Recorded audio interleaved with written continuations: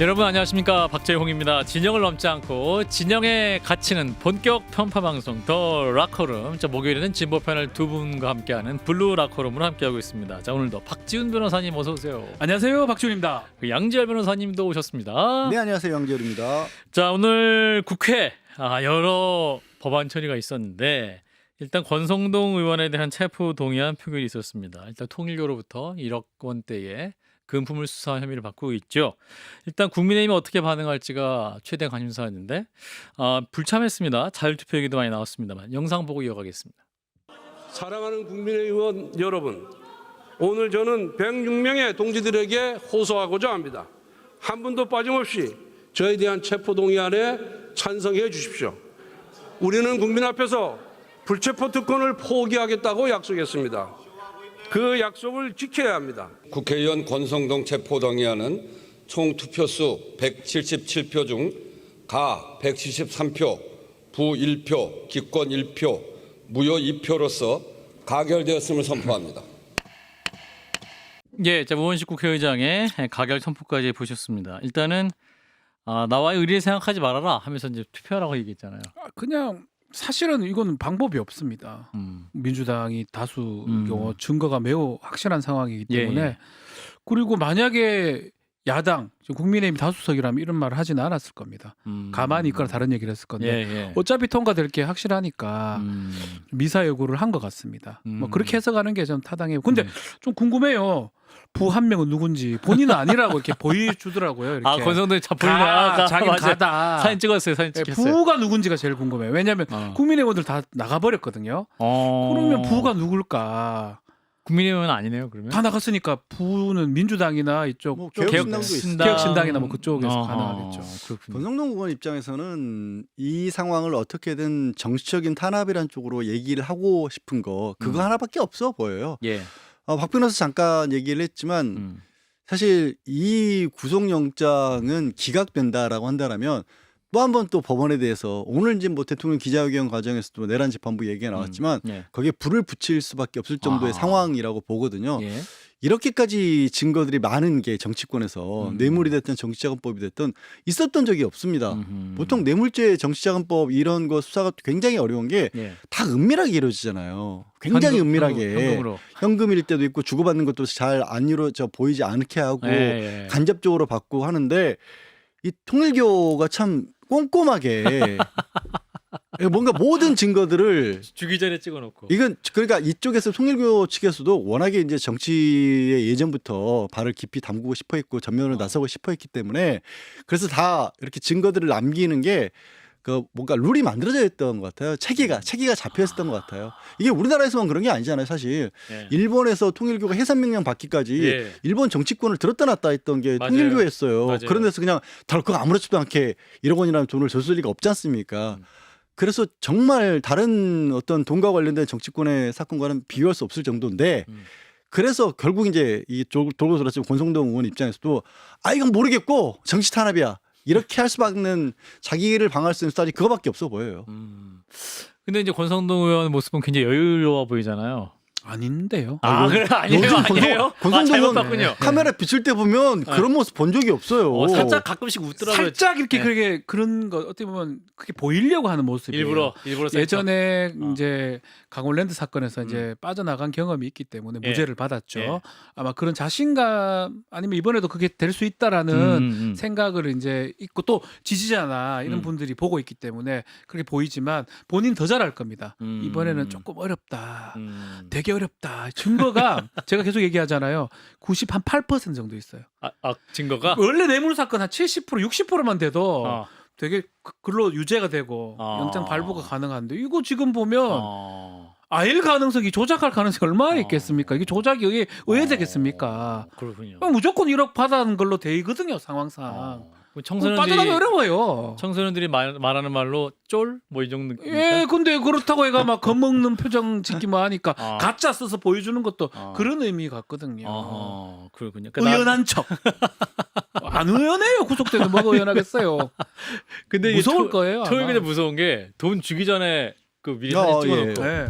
또 돈 주고 난 다음에 잘 받으셨냐 음, 문자도 그러니까요. 보내고. 그거 뭐쫙 확실히 증거가 다 그리고 있는데. 위에 보고도 보고도 했었고. 하고요. 권성동 의원은 거기에 답장 안 그게 하고. 피할 방법은 그게 권성동 저 모습이 아니었다. 아. 복제 인간이 나갔다. 뭐 이런 건데 이게 말이 됩니까? 그거 안 어. 되는 거예요. 이거는 빠져나갈 방법이 없어요. 영장 청구는 100% 발부. 저는 그렇게 보는데 우리 양 변호사 말씀하신 것처럼 혹시나 이게 또 뭐 어떤 이유로 기각되면 특별재판부에게 또 나올 수밖에 없어요. 그러니까 황당하지만 법원의 구속영장이 가장 중요한 사유가 증거인멸이잖아요, 사실은. 네, 그렇죠. 그러니까 도주 우려는 범죄 혐의가 중대하면은 도주 우려가 있다라고 보는 것이고 실제로 도 어디 뭐 도망가는 뜻은 아닌데 이게 증거인멸이 참 이 권성동 지금 의원 같은 경우에도 본인이 수사 시작되자마자 차명폰 썼다는 것도 나왔고요.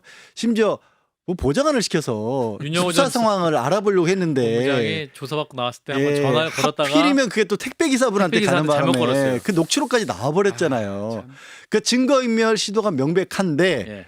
이게 영장이라는 게 되게 웃긴 게 음. 증거인멸 우려가 있다고 보기에는 증거가 다 이미 나왔어. 그러니까 증거가 다 나왔기 때문에 증거인멸 우려가 없다라고 판사가 해버리면 또 기각할 수도 있는 거예요. 그럴까봐. 그 가능성은 남아 있는 거거든요. 아. 그래서 제가 이제 혹시라도 이게 그런 식으로 워낙에 이제 김건희 특검에 대해서 좀 통일교에서 뭐 검사장부터 전 검찰총장, 전 민정수석 뭐 정관 다 내놨잖아요 변호사. 지금. 네, 정관 변호사. 예, 그런 것 때문에 혹시 이제 그런 부분이 있을까봐 좀 걱정은 됩니다.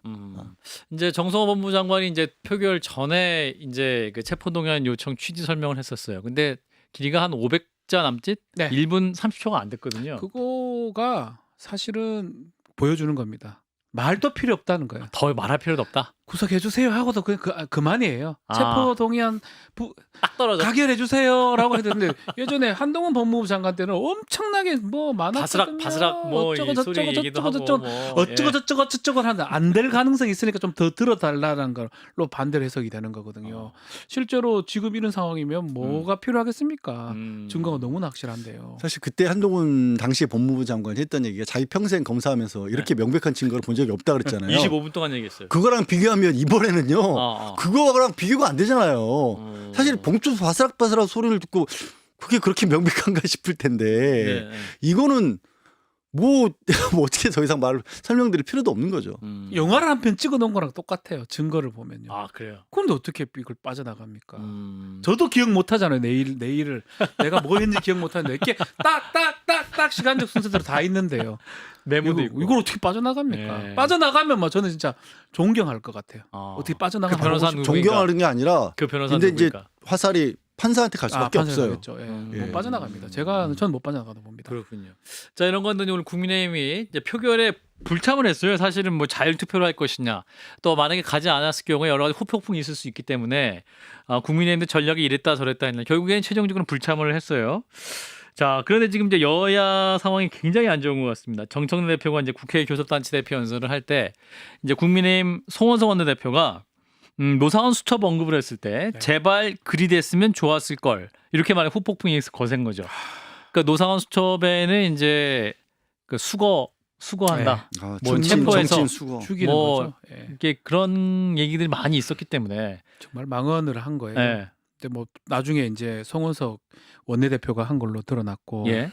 이거는 또 이런 얘기를 저희가 하지 않을 수가 없습니다. 예. 뭐 우리 CBS 한판 승부도 뭐 예. 다른 방송도 그렇지만 예. 공중파에서 계속 내란 이런 게 정리가 안 된 것처럼 그런 패널들이 출연해 가지고 아. 엉뚱한 얘기를 자꾸 하는데도 그렇죠. 나열식으로 지금 보도를 해주는 거예요.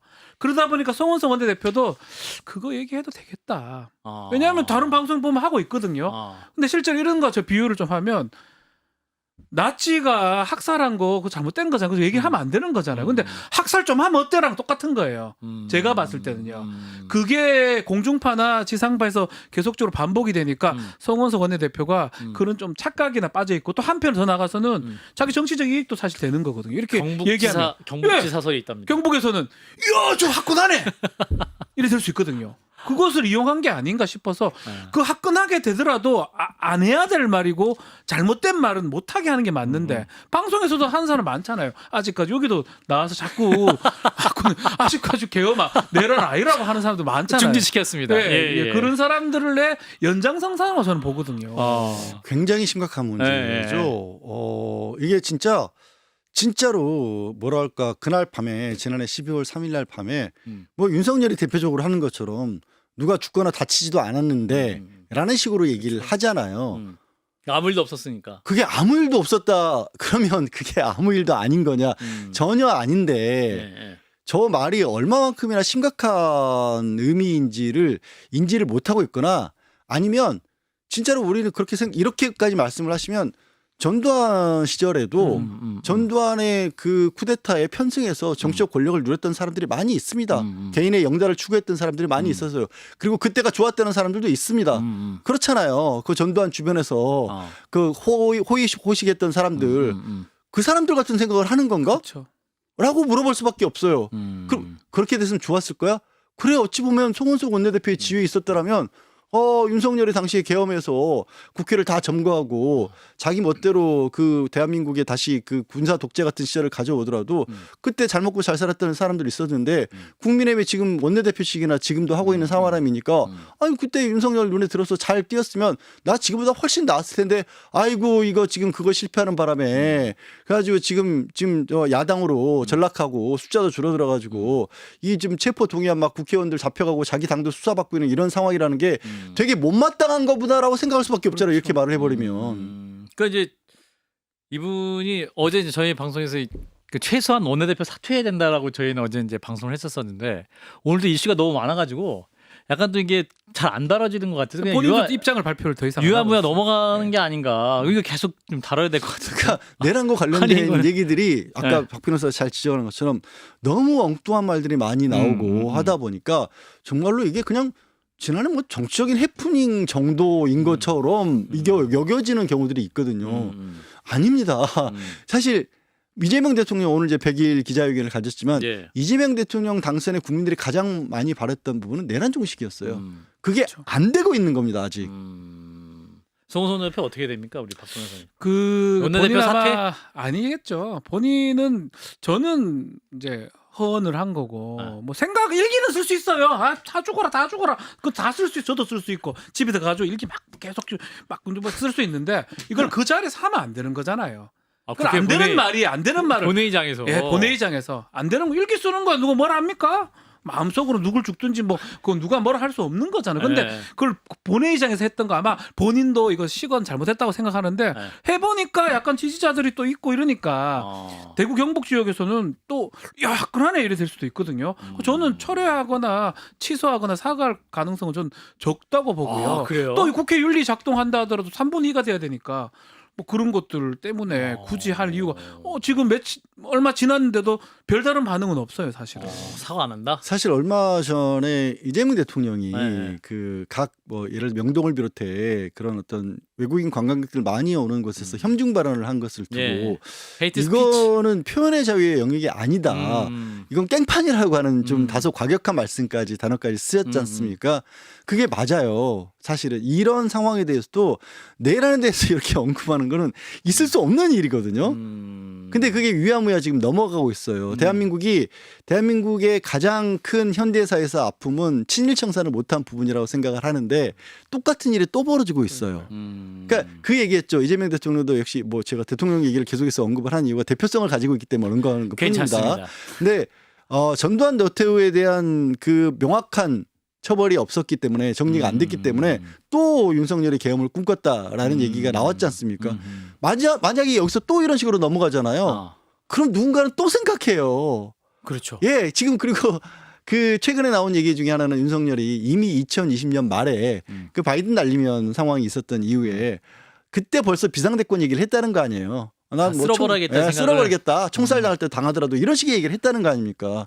그런 사람은요. 어느 사람이나 사회나 국가나 발상 자체가 가능하다는 게 무서운 겁니다. 농담도 진담입니다. 예. 그렇죠. 예. 그게 농담 안에 진담이 어느 순간에 있어요. 생각의 씨앗이 심어지면요. 누군가는 그걸 가지고 실행에 옮기는 사람이 나오기 쉬워져요. 그러니까요. 참 이거 계속 짚어보도록 하겠습니다. 이 얘기는.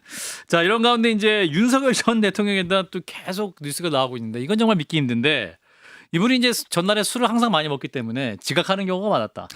그래서 지각을 안 한 것처럼 하기 위해서 차량을 뭐 이렇게 보낸다거나 했는데 이번에는 뻥카를 보낸다거나. 근데 이번에는 아예 비밀 통로를 만들었다. 야, 3, 4억을 들여서. 네.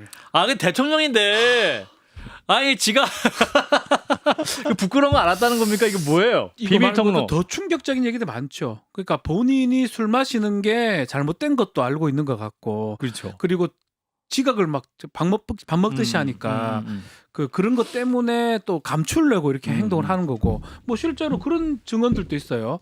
술에 취해가지고 낮에 낮술을 먹고 취해가지고 링겔 군의관 링겔 같은 걸로 이렇게 낮에 회복되는데 통상 저도 옛날 정말 군 법무관 할 때 근데 낮에 그렇게 했는데 위생병. 군의관님들인데 회복이 안 돼가지고 결국은 또 실려가고 그 간저로 돌아가고 뭐 이런 등등의 진술들이 사실 다 포함되는 거거든요. 다 똑같은 거잖아요. 술 먹고 뭐 국정을 잘하려고 하는 게 술 먹고 놀라고 하다 보니까 또 그걸 감추려고 하다 보니까 뻥카라는 제도 이용하고 비밀 통로 만들고 그리고 또 막 링겔 맞고 또 사우나 만들고. 그러니까 이게 이분에 대해서 인간입니까? 준비가 안 됐다라는 말은 표현이 안 되네. 준비가 아니고 악용한 겁니다. 놀라고요. 그렇죠. 놀죠 그냥. 뭐하러 대통령이 됩니까? 그냥 술 먹고 놀면 되지요. 아니 진짜. 집에서 편안하게 술 먹고 낮에 먹고 밤에 먹고 새벽에 먹고 맨날 자고 이러면 되지. 왜 국정을 맡아가지고 이런 일이 일어납니까? 아니 검찰총장 끝나고 정관이에 받으면서 그냥 변호사 제 하면서 말이요. 헬스 쓰면 나라에 편안하게 낮에도 먹고 그래요. 밤에도 1시에도 먹고. 먹고 2시에도 먹고 3시에도 먹고 계속 술만 먹고 누가 뭐라 합니까? 왜 대통령이 나와서? 제 말이요. 대통령이 나오고 싶은 사람은 따로 있었잖아요. 김건희라고. 예. 권력을 더 계속해서 차지하고 싶어 했고 큰 꿈을 꿨기 때문에. 그러니까 한편으로 윤석열 입장에서는 답답했을 것 같아요. 그러니까 검찰총장 검사 시절에 그 검사장 정도의 위치에 오르게 되면은 검찰이라는 조직은 좋든 싫든 그것에 대한 가치 평가를 떠나서 참 잘 짜여 있는 조직입니다. 그리고 조직이 잘 됐다. 일사불란하네. 그 심기경호라는 것이 가장 중요한 것이어서 그냥 검사장의 말 한마디에 검사들이 알아서 쫙 움직이는 거고 어쨌든 뭐 공부 잘했던 엘리트 출신들이고 그리고 하는 일 자체가 상대적으로 단순하잖아요. 그렇잖아요. 비교할 수 있는 게 이게 뭔가 이미 벌어진 일을 정리하는 일이라는 건 아무리 복잡한 일이라고 해도 상대적으로 단순한 겁니다. 근데 앞으로 뭔가를 만들어 나가는 일은 그렇지가 않고 이해관계가 굉장히 복잡하게 얽혀 있는 부분을 조절하는 건 더더군다나 그래요. 가장 그냥 단적으로 이해관계라고 얘기했지만 법정에서는 범죄자 아니면 착한 놈 아니면 나쁜 놈인 거예요. 근데 그런 이분법적 사고방식의 일은 야, 그 해라 이러면 끝나다가 이놈은 들어갔더니 그 국회 갔더니 뭐 박수도 안 쳐줘 절차를 지켜야 된다 그래. 그리고 막상 할 수 있는 일도 없고 준비했던 일도 없는데 또 새벽에 일어나 보니까 뭐 배우자가 다 알아서 문자 보내고 있어. 나는 할 일도 없고 할 수 있는 것도 없고 그다음에 출근은 해야 되고 어쨌든 국민들이 바라본다고 하니까 기자들은 또 뭐 하나 말 잘못하면 잡아가지고 또 그걸 가지고 시끄럽게 떠들고 짜증 나잖아요. 어차피 시간은 남고 할 일 없으니까 술 먹기 더 먹을 게 더 있어요. 근데 이게 국가적으로 보면 얼마나 참담해요. 하다못해 노무현 전 대통령 술 안 마셨다는 건 유명하고 이후에 MB조차도 이명박 전 대통령조차도 청와대 있을 때는 술 별로 안 먹었대요. 박근혜는 아예 술 싫어했었고 문재인 전 대통령도 술 아예 입에 안 댔다고 하고 그리고 뭐 애초에 지금 뭐 이재명 대통령도 술을 그렇게 즐겨하는 편은 아니라고 하거든요. 아니 24시간이 비상이잖아요. 사실 대통령이라는 자리는. 그렇죠. 전쟁 날 수도 있는 거죠. 그렇죠. 그 술을 먹는다는 게 사실 있을 수가 없는 일이에요. 제가 그 얘기도 해요. 국군 통수권자 24시간. 그러니까 이걸 비교할까 났는데 제가 이제 아침 방송을 한 몇 년을 계속 했는데 앵커. 그거 별거 아닌데도 뉴스킹 한 번도 지각한 적이 없습니다. 당연히 결근한 적도 없고요. 그건 당연한 거예요. 왜냐하면 역시 킹. 제가 하는 거고 제 이름을 걸고 시청자 청취자로 약속을 한 거 아니겠습니까? 그렇죠. 하다못해 그 작은 일도 시간 약속을 지키고 어기지 않는데요. 그 중요한 일을 맡았는데 매일 술이나 먹고 잠이 안 안 가고 이게 잠이 안 오잖아요. 인간입니까? 그래서 요즘 이제 박주민 변호사가 생각할수록 이상해. 가끔 이제 아침 방송 없어진 다음에 가끔 저를 이제 붙들고 늦게까지 술을 계속 술을 이제 마십니다. 먹습니다. 자, 공중파 관계자 여러분, 우리 박주민 변호사님은 새벽 방송할 준비가 되어 있습니다. 술 물래요. 자, 근데 더 놀라운 건 이게 이제 청와대 관계자들이 이제 그 구치소에 밀반입된 휴대폰으로 네. 이게 또 반려견 영상 또 보여줬다는 거 아니에요? 해피하고 조이 영상을 사진하고 영상을 애들이 보여줬다. 나 없다고 위축되지 않았냐? 이게 또 약간 일단 걔가 뭐 위축됩니까? 걔가 뭐 우리 주인 뭐 구속됐나? 그럼 뭐 이럽니까? 말도 안 되는 얘기를 하는 것도 웃긴 거고 그거는 어떤 해프닝이라면 내용이 이 전화기가 들어갔다는 게 충격적이거든요. 그러니까 두 분 변호사시기 통상적으로 가능한 얘기. 말도 안 돼. 불가능합니다. 이거 들고 들어갔다가 걸리면 변호사 자격에도 자격에도 문제가 크게 됩니다. 그죠? 예. 감옥 가요, 감옥 가. 감옥 갈 수 있어요. 아. 범죄가 될 수 있고. 이거 전 상상도 못해요. 휴대전화 아예 당연히 안 가져갑니다. 중간에 다 검사 다 하니까 네. 휴대전화, 뭐 전자용품, 뭐 담배, 뭐 다 안 되는 거거든요. 지금 전화기 갖고 가서 보여줬다는 거잖아요. 근데 이거는 누구를 봐야 되냐면 그 가져간 뭐 부속실장이나 이런 사람도 문제지만 소장. 구치소장이 지금 방조했거나 허용했거나 부분이거든요. 그러니까 그 교도관들도 그 반사적으로 딱 하고 있으면 다 알 거 아니에요. 왜냐하면 사실. 이게 제일 중요한 건데요. 그러니까 이거 딱 눈에 보일 거 아니에요. 그러면 이제 뭐 하자 그냥 가만히 있어. 전화하면 안 돼요. 그 전화 뭐 놀러 갔습니까? 이게 1차 구속이 됐던 1월에 있었던 일이고요. 네. 그때 당시에 이제 뭐 당시에 정시석 실장을 비롯해서 좀 전에 했던 강구 부석실장도 그렇고 뭐 김태호 1차장이라든가 이런 사람들 드나들면서 그런 행동을 했다라는 거잖아요. 그러니까 그때를 보면 그리고 당시 권한대행 맡고 있는 최상목 권한대행에 대해서도 이래라 저래라 오히려 그러니까 권한대행으로 여긴 게 아니라 여전히 그냥 참모처럼 그렇게 지시를 했다라는 거 아니에요. 그러니까 윤석열은 정말로 헌법재판소에서 얘기했던 것처럼 탄핵이 되지 않으리라고 믿고 있었던 것 같아요.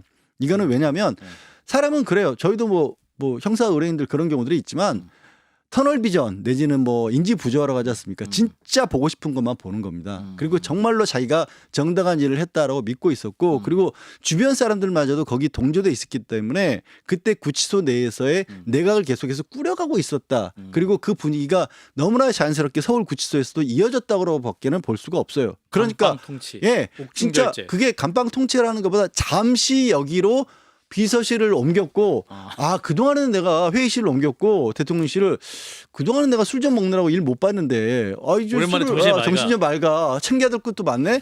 그러면서 제일 저를 기가 막히게 만들었던 건 겨울이라고 또 어르신들 걱정을 했다는 거 아니에요. 의료 파동, 야채값 챙기라고 했다는 야채값도 챙겨오고 의료 문제를 어떻게 해결돼가고 있냐. 그 1년 전에 본인이 네. 사고 치는 바람에 1년 넘게 해결이 안 되고 있던 문제에 대해서 걱정하는 척했다는 게 정말 어처구니가 없어요. 심각해요. 그러니까 비상내각이라 해나 깜빡 내각을 지금 구성한 옥중내각. 거거든요. 옥중내각이라고. 근데 아니죠. 당연히 아니고 불법적인 요소가 너무나 큽니다. 그러니까 거기 동조했던 사람들도 있을 거예요. 보고를 했다거나. 저는 그 제일 큰 게 구치소라고 보거든요. 구치소장. 그 실제로 1박 2일간 접견했던 기록이 그렇죠. 있습니다. 그날 구속 취소되던 네. 날. 그거부터 해서 이 모든 것들이 결국은 방조하거나 허가했다고 봐야 될 것 같아요. 당시 서울구치소장이 이제 책임져야 될 부분이고 몰라도 문제고요. 알았다면 더 문제고요. 이거는 사실 심각한 문제입니다. 사실은. 법 질서를 행해시킨 거잖아요. 감옥 가서도 그냥 내 맘대로 깜빵에서 뭐 국정 운영하고 이런 거잖아요. 그래서 심각한 상황인데 지금 이제 이제서야 보도가 되고 있고 더 많은 내용들이 좀 갖춰져 있을지 않을까 이렇게 추측이 됩니다. 사실 뭐 지기현 판사가 석방하고 즉시항고 안 할 때도 사실은 그 윤 전 대통령이 그 안에서 굉장히 다 나갈 준비하고 네. 있었다는 거 아니에요. 네네. 그래서 이미 이거 다 이미 알고 있었던 거 아니야? 막 이런 의혹까지 있고. 그건 정말 신기해요. 와, 아니, 저는 구속 취소도 신기하지만 네. 즉시항고 그걸 안 할 거다는 것도 알고. 어떻게 그거를 직시한고 안 할 거라는 거 어떻게 예상을 해요? 아무도라는 게보다 뭐 그럴 수도 있지만 굉장히 밖에서는 뜨거웠잖아요. 이게 그러니까. 과연 이게 직시한고를 해서 막아야 된다 뭐 이건 어떻게 직위원이 실무적인 결단을 내릴 것이다 막 왈가왈부 말이 많았는데 본인은 방에 안 돌아가고 그 냉방 잘 되고 있는 거기서 새벽 시간대까지 버티고 있었다는 거 아니에요. 이것도 사실은 특혜거든요. 특혜죠. 있을 수 없는 일인데 그런 일을 이 부분도 저는 조사를 해봐야 되는 상황이에요. 그게 중요해요. 그래서 서울구치소장이 알 거 아니에요. 그렇죠. 저기 안 들어가고 있다 이러면 돌려보내야 돼요. 취소가 돼가지고 나오면 나오더라도 이 들어가라. 근데 안 보낸 거 아닙니까? 그렇죠. 구치소장이든 이 접견 담당하는 사람 네. 책임져야지요. 아니 어떻게 수용자가 새벽 시간까지 밖에 나와 있어요. 뭐 캠핑장입니까? 네. 텐트 치고 뭐 밖에 잡니까? 아니 그 놀러 나왔어요? 본인 공무원 인생 중에 가장 중요한 그 지금 그러니까 그 피해자가 이게 있는 그 거 아니에요? 어렵지도 않아요. 그 들어가라 하면 되는 거예요. 그러고 네. 근데 그 제가 계속 하는 얘기 그거예요. 뭐 박정훈 대령의 그런 얘기 또 저는 연결된다고 보는데 아니면 그 내란 계엄 상태에 우리 군인들이 가서 했던 행동들 그 반항하거나 거부한 거 아니겠습니까? 그 부당한 명령에 이 사람은 별거 아니에요. 그냥 들어가라 하면 그만이에요. 근데 여기서 뭐가 있냐면 네. 이거를 잘해주면 출세할 수 있다고 생각한 거예요. 더 출세. 더 올라가고 싶고 이러니까 아. 그런 욕망에 기인한 게 아닌가 싶기도 하고 알았다면 이거 책임을 무조건 져야죠. 그 박 변호사 말 맞다나 윤석열만 본인이 돌아갈 수 있을 거라고 생각한 게 아닌 것 같아요. 아 이거 당시에 저도 뒤집어 보면 당시 이제 용산에 근무했던 비서관 중 하나는 탄핵이 한 5대 3이 5대 3서를 또 막 터뜨리는 맞아요. 사람이 있었어요. 예. 5대 3이다 5대 3이다 했던 언론에서도 사람도 있었고. 그렇게 얘기를 했죠. 보도를 했던 뭐, 언론도 있고. 뭐 그랬었고 그래서 진짜 그렇게 믿고 있냐? 아 근데 그 사람 진짜 그렇게 믿고 있더라 하면서 네. 취재한 얘기를 해주더라고요. 그러니까 그걸 보면 그때 당시에 떠돌았던 많은 정말 지라시라든가 이런 게 얼마나 엉망이었는지 얼마나 근거 없는 거였는지 그리고 요즘도 특히 정치권과 관련돼서는 그런 얘기들이 참 많고 사람들이 이 정치에 대해서 지금 어느 때보다도 관심들이 높기 때문에 네. 그런 것들도 많이들 보시는데 저는 안 보셨으면 좋겠다는 게 이게 대표적인 사례예요. 얼마 전에 이제 공식적으로 문영배 전 헌법재판소장 권한대행이 이제 대학에서도 강연을 하셨어요. 맞아요. 네.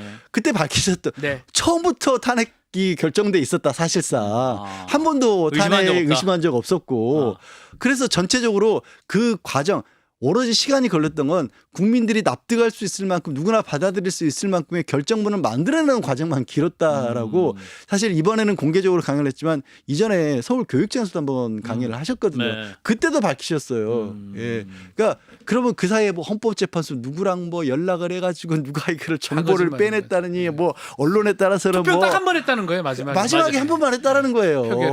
뭐 평의할 때 큰 소리가 새어 나왔다는 둥뭐 그게 그게 막 예. 다 있을 수 없는 아유, 일이거든요. 안반승부도 그런 사람 자꾸 이상한 그 정보 노출시킨 사람 있잖아요. 누구라 얘기는 안 하겠지만 그거를 무슨 기자인 척하면서 결국은 본인이 원하는 얘기를 하는 거예요. 취재한 예, 척하면서 예. 아, 자기 맞네, 내 맞네. 머리에 있는 거고 여론을 호도시키고 싶어서 그런 욕망에서 하는 거예요. 그분도 한 2주일 동안 자숙했습니다. 자숙 예. 좀 더 해야 돼요. 요즘부터 계속 그런 거 반복하시는 것 같은데 제가 누구랑 얘기는 안 하겠습니다. 알겠습니다. 오늘인가요? 이제 진짜 지라시 보지 마세요. 네. 정말 정신관계 정말 하나도 안 됩니다. 예. 자 이런 가운데 또 우리 박지훈 변호사님이 오시면 항상 이 한동훈 전 대표의 별의 순간이 또 왔습니다. 내란특검에서 한동훈 전 대표한테 이제 법원에 증인 신문을 청구를 했는데 그동안 참고인 요청했는데 응하지 않았고 요거 별의 증인 신문 청구 요건 어떤 요거 거예요? 법적으로 좀 설명을 좀 드리면 아예 해주세요. 기소 전 증인 신문 청구입니다. 기소 전에 사실은 증인 신문 청구를 잘 안 해요. 그러니까 이거 좀 이게 뭐냐 하면 처음 보는 사실은 건데. 예. 수사기관 가서 내가 얘기하기는 싫은데 아. 수사받는 도중에 그냥 법원 가서 미리 다 얘기하겠다라는 겁니다. 법원 가서 미리 그러니까 얘기한다. 예컨대 이런 사건 말고 이제 아. 뭐 살인 사건이나 어떤 그런 사건에서 네. 대질하기 좀 불편할 때 피의자와 예. 같은 공간에 있으면 너무 무서워서. 조금 불편하면 아. 나는 그냥 아예 이거 나 그냥 아. 법원 가가지고 판사 앞에 가가지고 이거 다 얘기하겠다라고 아마 특검에서 또 어쩌면 하도 이제 조사받으러 안 올라가고 얘기 안 하려고 하니까 머리를 쓰거나 하여튼 그 법에 있는 제도를 이용한 것 같습니다. 결국 이제 한동훈 전 대표 같은 경우는 안 가겠다라고 하는 거는 근데 사실은 이런 경우면 사실 할 기회는 되는 거예요. 수사기관 가서는 얘기하기 어렵지만 어차피 법원 가가 증인 될 수 있는 거거든요. 지금 아니라도 가서 얘기해버릴 수 있는 거거든요. 저는 어쩌면 기회라고 생각이 드는데 이 기회를 또 왔어 센터링. 가서 그냥 어차피 법원에 가서 판사님 앞에 얘기하는 거잖아요. 네. 책임질 것도 사실 별로 없어요. 자기가 경험했고 기억한 그대로 얘기하면 됩니다. 그리고 얘기를 한다면 사실은 이 국면에서 뜬다 좀 잘못됐어요. 더 뜰 수는 없어요. 그렇게 될 수 있는 기회인데 더 아마 활활 근데 안 돌 수 받으실 것 같아요. 예, 안 받으실 더 할 말할 게 없다라는 거예요. 책 보라는 얘기잖아요 지금. 아니 국민이 그게 먼저입니다. 책. 그 얘기가 너무 웃긴 게 그냥 일반 정치인이 그렇게 얘기를 하셔도 좀 너무한다 싶을 텐데 법무부 장관을 지낸 분이 평생을 검사 생활했던 분이 그렇지.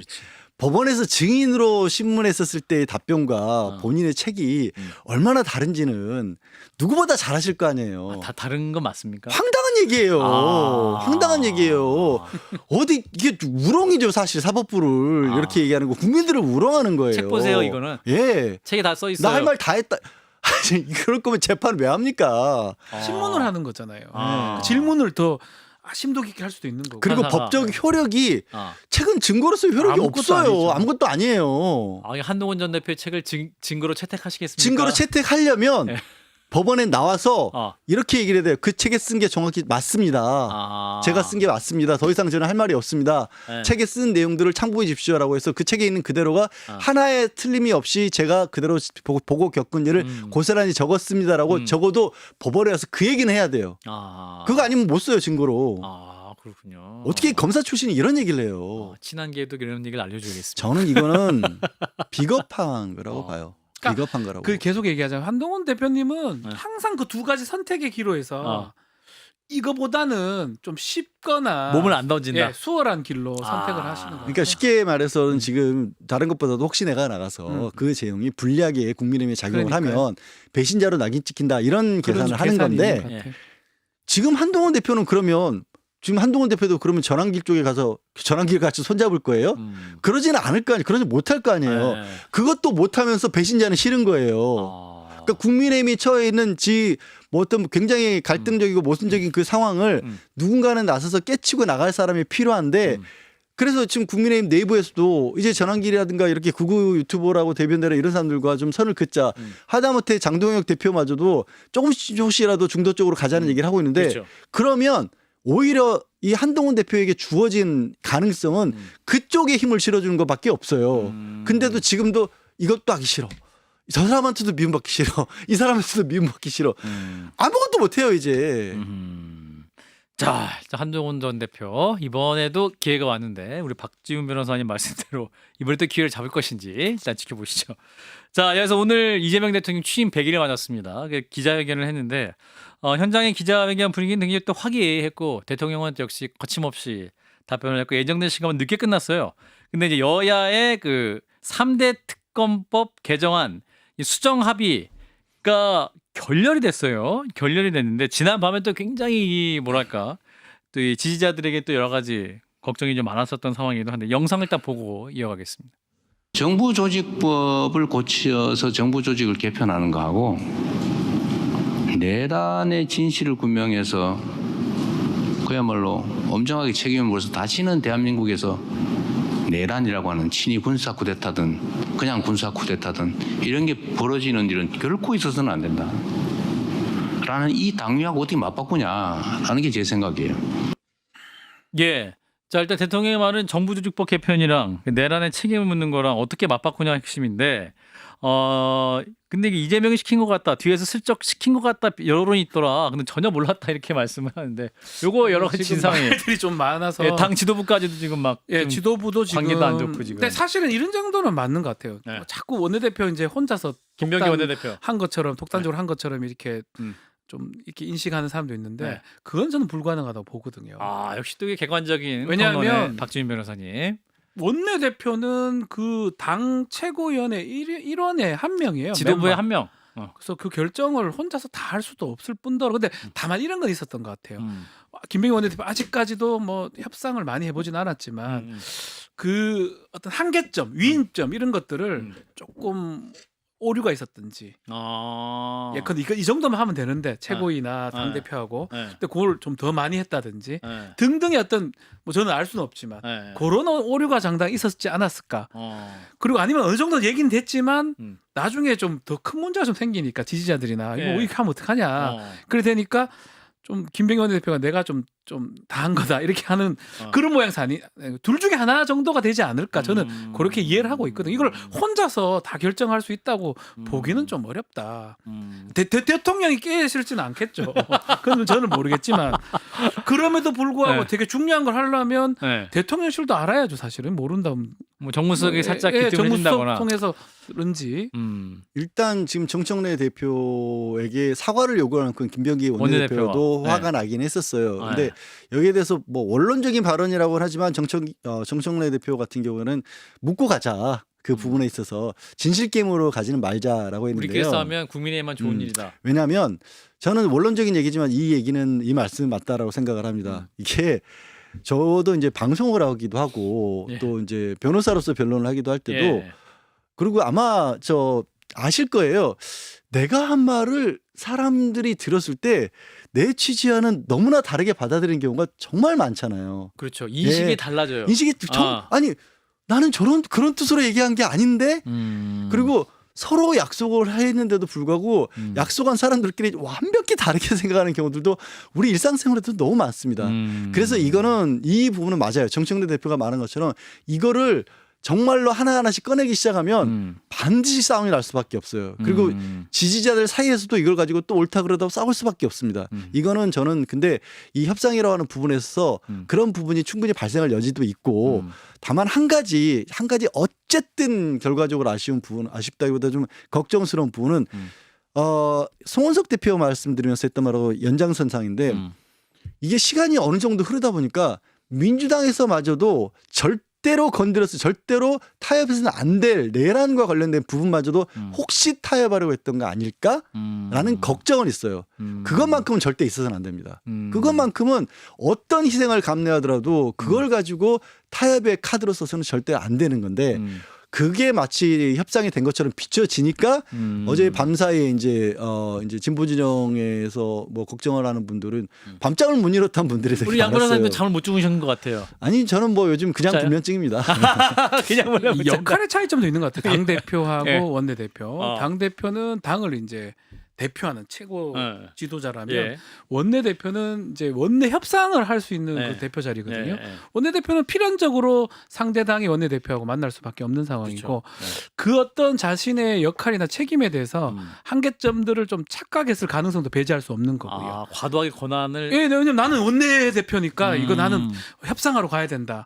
그렇긴데 문제는 사실 그거 우리 돌이켜 보면 그날 무슨 날이 있었냐 낮에인가 전날인가 송원석 막말이 사실 있었어요. 그렇죠. 그러면 정상적인 상황이면 그날 협상을 하면 안 되는 거잖아요. 아. 당을 전체적으로 봤을 때. 아하. 근데 이제 김병기 원내대표는 그와 상관없이 어차피 협상한 게 내 역할이니까 그런 것들도 사실 뭐가 안 맞는 거거든요. 사실은 보면. 그래서 자신의 어떤 위치의 어떤 그 발로가 아니었나. 그래서 뭐 결과론적으로는 사실은 다 원점이 돼버렸기 때문에 네. 뭐 지지자들이 걱정하던 거는 없어졌는데 뭐 앞으로도 이제 그 어떤 민주당이 뭐 정책을 하고 할 때 최고위나 지도부에서 그런 것들 좀 조심해야 되지 않을까 이 생각이 좀 많이 듭니다. 그렇군요.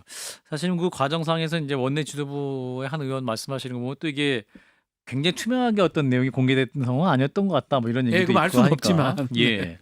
자, 근데 지금 정청래 당 대표가 사실 이제 뭐 이렇게 김병기 원내대표와 또 일이 있기 전에 우상호 정무수석이랑도 뭔가 좀 설전이 있었던 것처럼 중앙일보가 썼어요, 사실은. 그러니까 이제 검찰 개혁 이후에 이제 행안부로 보낸 이후에 디테일을 정하는 데서 정부안을 마련함에 있어서 당의 인사를 포함시키는 한 이제 정부안은 정부안대로 만들겠다 하는 안 가지고 이제 우상호 수석이랑 뭔가 설전이 있었던 것 같은데 또 네. 한민수 의원은 아니다 이름 빼고 다 거짓말이다 이렇게 얘기하고 있거든요. 이걸 어떻게 보세요? 기본적으로 이제 이거 조금 다른 얘기긴 한데 네. 국민의힘에서 지금 논의되는 거하고 어, 민주당이나 이게 지금 대통령실 논의되는 게 네. 차원이 너무 달라요. 차원이. 그 예전에 또 국민의힘이 집권하고 있을 때 윤석열 네. 그때 하고 지금 기사거리를 하나씩은 만들어내야 되는데 정치부에서. 정치부든 언론은 네. 비슷하게 네. 동등하게 여당 야당 내려고 하는데 아, 야 저긴 없나? 오 소상호랑 이게 있어? 그래 그런 느낌 전 봤거든요. 뭐 사실 크게 이거를 이게 기사거리라고 하면 그 거리지만 동등하게 기사를 자꾸 찾으려고 하다 보니까 통상적인 어떤 논의의 과정일 수 있는데 저는 그렇게 보거든요. 문제를 문제로 인식하니까 문제인 그걸 것이다. 문제로 만들어 가지고 국민의힘만 이런 게 있는 게 아니다. 민주당도 지금 이게 제가 불협화음이 많다. 이런 거를 보여준다는 저는 인식을 좀 갖고 있습니다. 그러니까 이게 아직도 그 언론에서 정치면 기사들을 보면 예전에 어떤 관행이라고 해야 될까, 취재의 풍토라고 해야 될까, 기사 작성 방법 이런 것들을 예. 못 벗어나고 있다는 생각이 들 때가 종종 그래요? 있어요. 이 어떤 얘기냐면 과거에는 정치인들이 어떤 식으로 협상을 하고 일이 어떻게 돌아가고 있는지를 알 방법이 없습니다. 국민들도 알 방법이 없었고 기자들도 알기가 어려웠어요. 그래서 그냥 제가 뭐 예전 일이긴 합니다만 심지어는 원내대표실 문이 닫히는데 큰 소리로 닫았다는 얘기를 가지고 당에 내문서를 쓰기도 했었어요. 그게 바람 때문에 혹은 그냥 뭐 알 수 힘 없는데 조절을 못해서 닫았는데. 알 수가 없는데 야 지난데 쾅 소리 났어. 야 저 원내대표 누가 나왔냐 하더니 중진이 나왔어. 이거 갈등인데. 싸웠다. 예 싸웠다. 싸웠네. 이렇게 썼던 박진 시절. 변호사가 오늘 예. 그 방송에 갑자기 스튜디오를 쾅 닫고 나갔다. 예, 표정이 안 좋더라. 다음 주에 안 오겠네. 예, 이런 식으로 그게 아니다. 예, 아니 그러니까 그 지금은 그렇게 할 필요가 없거든요. 네. 사실 지금은 이게 좀 과할 정도로까지 많은 정보들이 공개가 되고 있어요. 너무 투명해서 그리고 문제다. 또 정치인들도 자신들이 직접 자기의 어떤 소신이라든가 주장이라든가 이런 것들을 개인 유튜브 같은 것도 만들어서 SNS도 말씀도 있고. 많이 하고 SNS도 올리고 하는 과정에서 지금은 비밀리에 이루어지는 일보다 공공연하게 오히려 드러내기를 원하는 것들이 많고 또 상황 자체가 소재가 이 검찰 개혁과 관련된 부분에서 큰 방향은 정해져 있는 상황에서 디테일을 맞추는 부분이란 말이에요. 그럼 그렇게 큰 소리가 날 일이 사실은 별로 없어요. 물론 말씀하시다가 뭔가 야 이거 이렇게 합시다 뭐 이런 정도까지 나올 수 있는데 거기를 어떻게 회의장의 모습을 그 다시 재현하듯이 재현 드라마처럼 써놨어요. 그러니까 막 그 텍스트 같아요. 대화 텍스트 그래서 같이. 이게 딱 보고 저는 예전에 이거 30년 전에 내가 기자 생활할 때랑 달라진 게 하나도 없네 싶은 이렇게 막 거예요. 기대고 들었나? 옛날에 뭐 그때는 어떤 일이 기대고 있었냐면 들었잖아. 기자들이 답답하니까 네. 회의 테이블 밑에 기어들어가가지고 밤새고 있었던 그런 경우도 있었어요. 고생 많이 그래서 하셨네. 그건 특종이었죠. 그래서 아실지 모르겠지만 그 기자 이후에 국회하고 당의 회의실에 식탁보가 다 테이블보가 다 없어졌습니다. 그 누구인지는 제가 굉장히 유명한 분이라 정치를 나중에 하셨기도 알고 있는데 말씀은 안 드리겠습니다. 근데 궁금하다. 그런 일들도 있었는데 이제는 그럴 필요가 없어요. 알겠습니다. 자, 아무튼 뭐 이제 이재명 대통령 취임 100일이 됐는데 자, 일단 두 분의 전반적인 총평을 듣고 오늘 마무리해 보겠습니다. 저는 그 생각이 많이 들더라고요. 결국 시간 또 오버를 했습니다. 또 기자회견. 네. 질문도 사실은 좀 줄었어요. 왜냐하면 답을 좀 길게 하시더라고요. 맞아요. 근데 저는 이제 뭐 할 때 다른 뭐 방송을 하면서 제가 논평을 좀 해야 되는데 저 논평을 거의 못 하고 들었는데 참 많이 알구나 생각이 들고 두 번째는 뭐냐면 참 쉽게 설명하는구나도 생각을 많이 했습니다. 교육 얘기도 있었고요. 오늘 얘기 많이 나왔는데 맞아요. 교육 얘기는 또 본인이 나는 교육은 잘 모른다. 그 얘기를 하면서 어떻게 하면 근데 그런 걸 보면서 많이 알고 많이 쉽게 설명하고 그래서 유튜버를 해가 저러나 이런 생각도 들기도 하고 제 개인적인 생각이긴 한데 본인 유튜브를 많이 했지 않습니까? 이 얘기 좀 그런데 윤석열 때하고 많이 좀 차이가 납니다. 그때는 준비된 건데도 그게 저게 뭔 말인지를 잘 못 알아먹었는데 준비되지 않는 답변인데도 쏙쏙쏙 이해되고 그렇게 긴 거가 지겹지 않았었거든요. 잘했다, 무난했다 생각이 듭니다. 이재명 대통령이 성남시장 시장 시절부터 SNS 활용하는 걸로 이제 정치적으로 좀 입지가 올랐지 않습니까? 네네.